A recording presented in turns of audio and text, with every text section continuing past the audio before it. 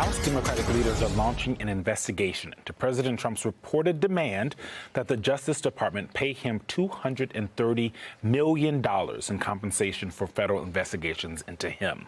The probe, led by Representatives Jamie Raskin and Robert Garcia, highlights ethical and legal concerns of the potential payout. In a letter to Trump, they write, quote, "Your plan to have your obedient underlings at the Department of Justice instruct the U.S.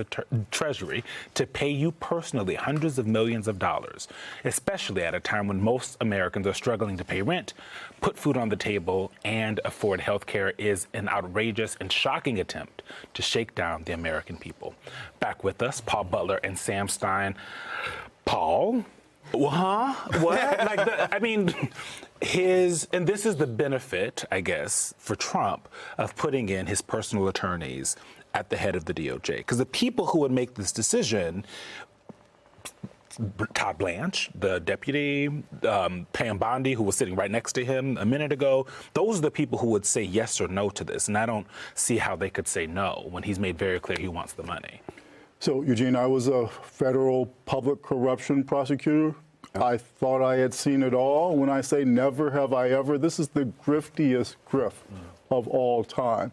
So the president is basically commanding the American taxpayers to pay him $230 million. Under the Federal Tort Claims Act, you have to file what's called a standard form 95, where you state your claim, and the idea is the government has an opportunity to settle the case before there's litigation. They almost never do. Typically, you don't hear anything, and then after 6 months, you're allowed to file your own lawsuit. But not with Donald Trump. In this case, not only are they going to settle, apparently it's going to be for a huge amount. So under the law, if a settlement is more than $4 million, it's got to be approved by either the Deputy Attorney General or the Associate Attorney General, both of whom are straight up MAGA. And the Deputy Attorney General was Trump's defense attorney. The Associate Attorney General represented one of his co-defendants in the classified documents case. So this is just straight up a conflict of interest, but doesn't seem to be a whole lot anybody can do about it. It could be a crime, but of course the president is immune.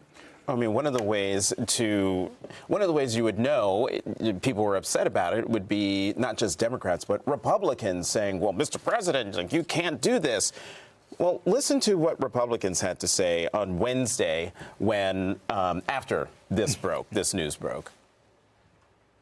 We're for the rule of law. We're for what is just and right. And it's just absurd that, I mean, as has been noted here several times this morning, they attack him for everything he does. It doesn't matter what it is. I'm concerned about that. So can I actually investigate that on my own and figure that out? At the very least, it's horrible timing, given that we're in a shutdown. But unless it's something, as I've said, that's been done in the normal course of business, maybe where a vindictive prosecution has been demonstrated or prosecutorial misconduct, it seems a bit odd to me. Sam, it seems a bit odd. A president of the United States is saying, give me $230 million because I'm mad because the party, like we are the party of rule of law, was... Just talk, Sam, because I'm just vexed by the whole thing. It's not even just Tom Tillis who's saying it's odd. It's Trump himself who said it's awfully strange to make a decision where I'm paying myself. Well, then don't do it. He's totally telling on himself. It's very strange. It is odd. I mean, it's more than a bit, obviously. But here's the thing that is really remarkable about this, which I feel like hasn't gotten a lot of attention, which is the remuneration is meant for damages and to repay legal bills, right? But if you recall, Trump didn't necessarily pay his legal bills. He raised a ton of money through his Save America PAC for the purposes of paying his legal bills. So it's his donors who put up the funds. So if he were to get $230 million, in theory, that should go to the people who paid the bills. That's not happening here, obviously, because he's going to take a huge cut of it. And yeah, the other thing is, of course, it wasn't that he was found innocent, right? What happened was he was elected, he was immune from prosecution, they dropped the cases. So it's not like it was proven it was a vindictive prosecution. He's just claiming it's a vindictive prosecution. It's not like he was innocent. He just won election and the cases went away. So all of this stinks. I mean, it really does stink. It's eluding of the federal government by him The ethics person at the DOJ is supposed to handle this, but of course Pam Bondi fired the ethics person at the DOJ. It is the most grifty thing in an administration that is pretty grifty, honestly. Yeah. Well, The griftiest grift, as Paul Butler just said. And also the way that this administration really cherry picks when they're going to enforce the rule of law and abide by certain guardrails that are in place and when they're going to disregard it. I mean, something actually that you just said in the first segment still has me a little bit, I don't know if startled is the word, but you saying that Pam Bondi decided not to go so far in that public statement where Trump was talking about Adam Schiff and she said, I can't talk about grand jury matters, and that you speculated that maybe she's afraid, that she'll be penalized by the Bar Association in some way, disbarred later on. Yes. I mean, what other independent entities still exist, do you think, that do scare these Trump administration officials and potentially prevent them from following through on Trump's most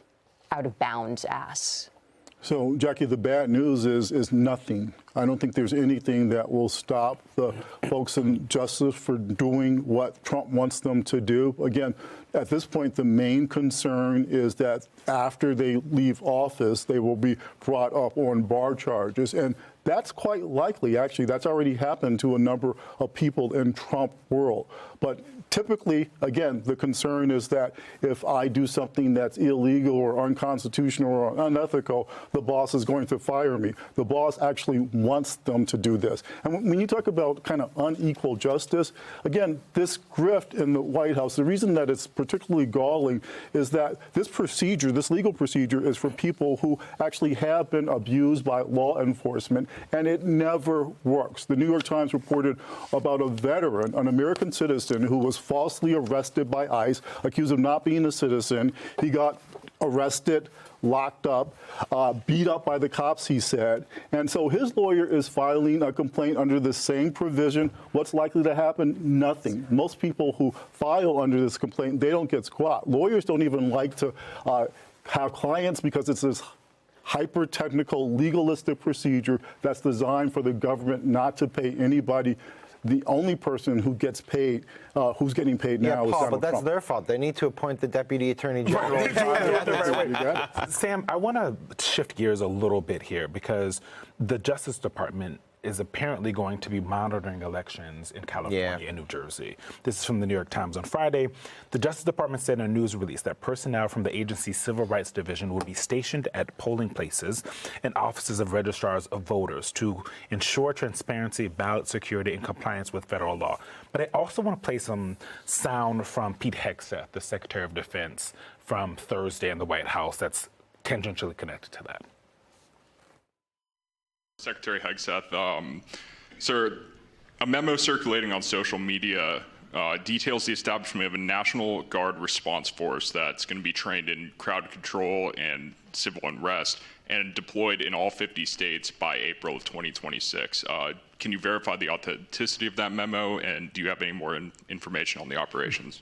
I'm not going to answer particulars on something that may be in the planning process, but we definitely do have multiple layers of National Guard response forces, whether it's in each state, whether it's regionally, whether it's Title X active duty, whether it's Washington, D.C. We've got a lot of different ways that constitutionally and legally we can employ Title X and Title 32 forces, and we will do so when necessary. Sam, this is, I mean, my alarm bells are going off in my head. I don't know if maybe I'm being dramatic, but this seems like... Not you. Not me, dramatic.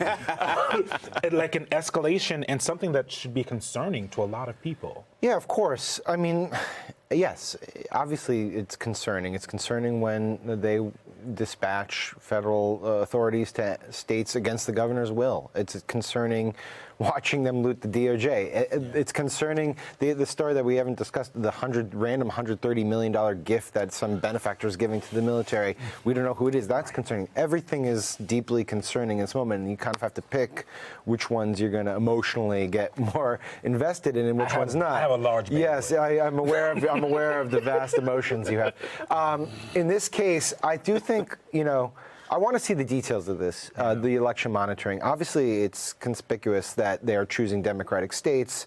It's odd that they didn't do Virginia, which also has an election. Right.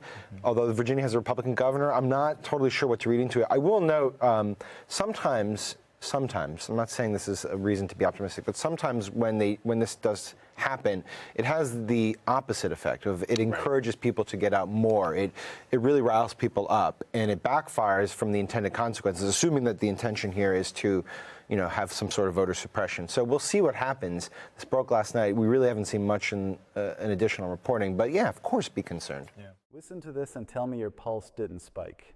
The president demands $230 million from the U.S. Treasury to pay himself back for investigations into himself. And when a memo surfaces about building a nationwide National Guard response force for crowd control, his Defense Secretary Pete Hegseth won't give a straight answer. And now, if the reporting holds, Trump tosses Hegseth overboard, not for ethics, for optics, because the scandal finally got loud enough to hear over the sirens. Here's the setup. House Democrats launch an investigation into Trump's push to cash out the federal government using the Federal Tort Claims Act. He wants taxpayers, you, to write the check. Meanwhile, the Justice Department leadership is stacked with his own former defense attorneys. The same people who would have to greenlight a settlement over $4 million are the ones personally tied to him. That's not just a red flag, it's a 5-alarm fire. And while that burns, a memo spins through social media about a National Guard response force trained for civil unrest in all 50 states by 2026. Press asks Hegseth for clarity. He dodges. No denial, just a careful dance about layers of authority under Title 10 and Title 32. My alarm bells? Deafening, because this is how abuses hide, behind jargon and planning process fog. Let's say the quiet part out loud. If Trump actually got that $230 million, it wouldn't reimburse innocents. The cases didn't end in court. They ended when he won office and claimed immunity. And who really paid the legal bills? Donors. If there were any principle here, the money would go back to the people who fronted it. It won't. This is a self-dealing siphon dressed up as law. Zoom out. The DOJ's internal ethics guardrails. Gutted. We're told the ethics chief was pushed aside. Election monitoring suddenly concentrates in blue states. An anonymous $130 million gift whispers through the defense space. And a guard force, primed for crowd control, lingers just off stage. That's not governance. That's a climate of fear calibrated to chill dissent while the powerful take what they want. If Trump really fired Hegseth tonight, it's not a course correction. It's a scapegoat. The pattern is the point. Reward loyalists who enable the grift, then sacrifice a lieutenant when the heat rises. Keep the machine intact. Keep the fear humming. Keep the money flowing up. Democracy can't survive on vibes and press releases. It needs accountability with teeth. It needs officials who answer direct questions and a Justice Department that serves the law, not the man. The moral truth here is simple and brutal. Power without guardrails becomes corruption, and corruption always demands silence first. So don't go quiet. Demand receipts. Demand names on the gifts, documents on the guard plan, and a public record of every cent Trump wants from your pocket. This isn't abstract.